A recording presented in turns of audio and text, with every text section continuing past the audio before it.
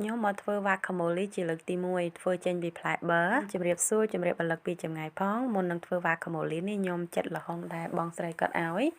ហើយខ្ញុំបុកល្ហុងអស់មួយជារៀងហើយនៅសល់មួយជារៀងទៀតខ្ញុំចិត្តវាដុំដើម្បីយកទុកទូទឹកកកអកអញ្ចឹងទៅ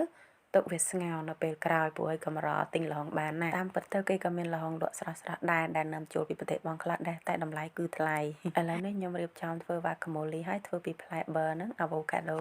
ហើយខ្ញុំមានគ្រូបង្វឹកពិសេសគ្រូបង្រៀនរបស់ខ្ញុំហ្នឹងគឺស្នេហាខ្ញុំនឹងឯង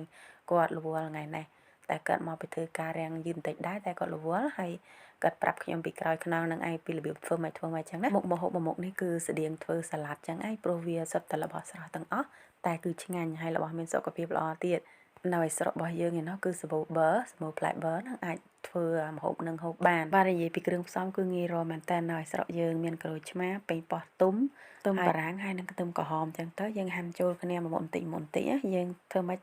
ច្រាំវារាំងម៉ត់ទៅពពួកខ្ទឹមតែប៉េងប៉ោះចាក់វាដុំអញ្ចឹងទៅចាក់លីចូលគ្នាអញ្ចឹងយើងកូរជាមួយគ្នាទៅបើសិនជាយើងកូរកុំឲ្យសូវបែកប័រក៏ល្អដែរបើថាជីបន្ថែមរសជាតិគឺគេប្រើជីវ៉ាន់ស៊ុយនៅស្រុកយើងសម្បូរលក់ដែរហ្នឹងណា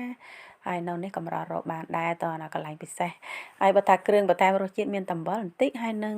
ម្រេចបន្តិចទេហើយឡើងមកឆ្ងាញ់អាចហូបជាមួយសាឡាត់អីផ្សេងបាន